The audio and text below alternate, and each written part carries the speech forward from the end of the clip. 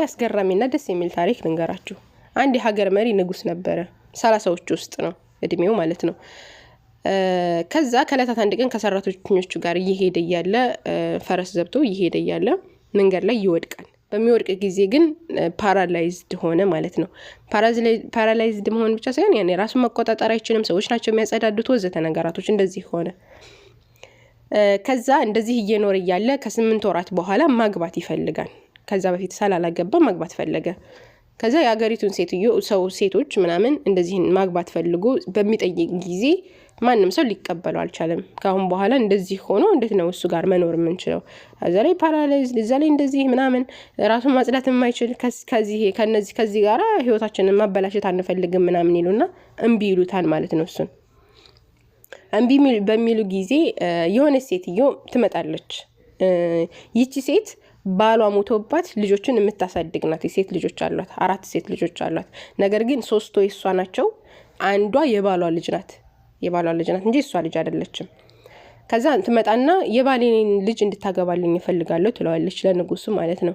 እንዴ እኔ እኮ ፓራላይዝድ ነኝ፣ እዛ ላይ ደግሞ መንቀሳቀስ አልችልም፣ እንዴት አድርጋ ትካድመኛለች እኔን ምናምን ሲላትኝ፣ አዎ ምንም ችግር የለም እንኳን ካንተ ቤት ከኔ ቤት ራሱ ከዳማ ወይም ደግሞ ሰራተኛ ሆና ነው የኖረችው፣ ምንም ችግር የለውም ታገለግልሃለች ምናምን ትለዋለች ማለት ነው። ከዛ እሺ ከልጆችሽ ከ3 ልጆችሽ አንዷን ላግባ ብለሽ ትስማሚያለሽ አላት። እንዴ እንዴት ነው የልጆችን የወደፊት ህይወትማ በፍጹም አላበላሽም፣ እሷን ከፈለክ መውሰድ ትችላለህ ትለዋለች። በፍጹም እሷን አላገባም፣ ከፈለግሽ አንዷን ዳሬን ከልጆችሽ ይላታል። ከዛ ተበሳጨችና ሴትየዋ ትሄዳለች። ሴትየዋ በምትሄድ ጊዜ ግን እሱ የሚጠብቀው ወዚሩ ማለት ነው ከሷ አጠገብ ያለውን ሂድና ተከታተላት ምን እንደምታረግ ሴት ይለዋል። ከዛ ተከታትሏት ይሄዳል ማለት ነው። እቺን አረጋግቷን ተከታትሎ ሲሄድ ልጅቷን ለማግኘት ፈልጋ ነበረ። ቤት ውስጥ ስትገባ ልጅቷ የለችም። ከዛ ልጆቿን አገኘ። እሷን የወለደቻቸው ልጆች ስታገኝ ያቺ ወይ ትዳ ነው ምናምን ያለችና ተበሳጨችና የሆነውን ነገር ሁሉ አጫወተቻቸው ለልጆቿ ማለት ነው። እንደዚህ እናንተን ላግባለኝ እኮ ጭራሽ እሷን ደግሞ አላገባም እንደዚህ ከሆነች ምናምን ብሎ እምቢ አለኝ ምናምን ስትለው ኖ በፍጹም ሊሆን አይችልም፣ እኛን ህይወታችን እንዲበላሽ ነው እንደማየ በፍጹም ልናገባ አንችልም እሱን ምናምን ብለው ይመልሳሉ ማለት ነው።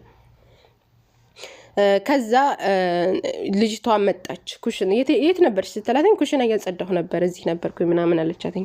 ከዛ በኋላ ለንጉሱ አስወጥቼ እንድጥልሽ አስቤ ሄጄ ጠይቄ ነበር፣ ንጉስም አልፈለገሽም። ስለዚህ አንቺን እዚህ ምድር ላይ ማንም የሚፈልግ ሰው ስለሌለ ነገ አስወጥቼ አባርሻለሁ። እንደዛ ከማድረግ በፊት በራስሽ ውጪ ከዛሬ ጀምሮ እስከ ነገ ድረስ ሰዓት ሰጥቼሻለሁ፣ ስለዚህ ወጥተሽ ሂጂልኝ ትላታለች። ከዛ እማዬ እኔ ወዴት ነው የምሄደው? እኔ እኮ መሄጃ የለኝም፣ አባት የለኝ፣ ዘመድ የለኝ፣ ዘመዶቼ እናንተ ናቸው፣ እናንተን እየካደምኩ እንኳን ከእናንተ ጋር ብኖር ምናምን ብላ ትለምናታለች ማለት ነው።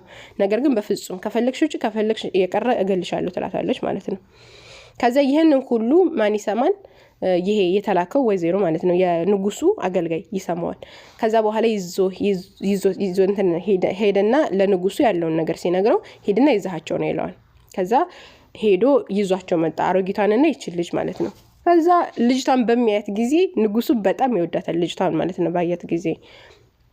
ከዛ ምንድነው የተከሰተው? እኔ ተስማምቻለሁኝ ልጅቷን ማግባት ተስማምቻለሁ ይላታል ለአሮጊቷ ማለት ነው። ከዛ ተደሰተች።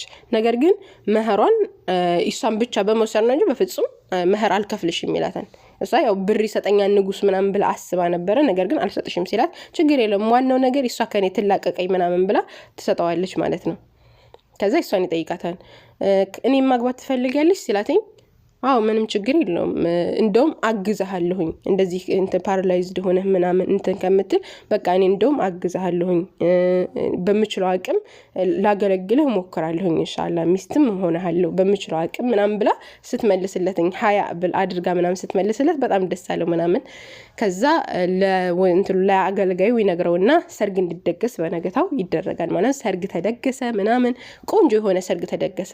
እሷም ማረች ሙሽራ ሆነች ምናምን ቁጭ ብላ እየጠበቀችው ያለ ንጉሱ መጣ። በጣም በሚገርም ሁኔታ ግን ንጉሱ አልታመመም ነበረ። እንትኑን ዘብቶ ይሄ ምንድነው በፈረስ ዘብቶ መጣ። ፈረስ ላይ ሆኖ ማለት ነው ፈረስ ላይ ወጥቶ መጣ።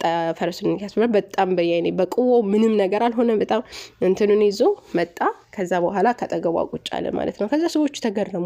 እንዴት ይሄ ሊሆን ይችላል? ሰዎች በጣም ብዙ ሰዎች ተጠርተው ነበርና እንዴት ይሄ ሊሆን ይችላል ምናምን ብለው ሲጠይቁት እኔ ገንዘብ አለኝ ንጉስ ነኝ ወጣት ነኝ ይሄን ሁሉ ፈልጋ የምትመጣ ገንዘብ ፈልጋ ልትመጣ ስለምትችል እኔ ይሄንን ታክቲክ የፈጠርኩት እኔነቴንና ማንነቴን ወዳ የምትመጣ ሴት አለች እኔ ብጎድል እኔ ይሄን ነገር ባጣ ይሄን ገንዘቤን ባጣ እኔ ይሄን አካሌን ባጣ ልትወደኝ የምትችል ሴት አለች ወይ ብዬ እየፈለኩ ነበረ ነገር ግን እናንተ ይሄንን ነገር ማግኘት አልቻላችሁም ይቺ ሴት ግን በጣም ንጹህ ነች በጣም ደስ የምትል ነች ይቺን ሴት አገኘሁኝ አሁን የኋጣጭን አግኝቻለሁኝ ብሎ ይመልስላቸዋል ከዛ ያቺ ሴትዮና ልጆቿ በጣም ተነደደች በጣም እንተና ማለት ነው ያቺ አሮጊቷ ያሰደገቻት በራሴ ወስጄ የልጆችን እድል አበላሽው ምናምን እያለች መናደድ ጀመረች ማለት ነው ከዛ ከሷ ጋራ ከዚች ከሚስቱ ጋራ አብሮ በሰላም ደስተኛ ሆነው እሷም ደግሞ ንግስት ሆና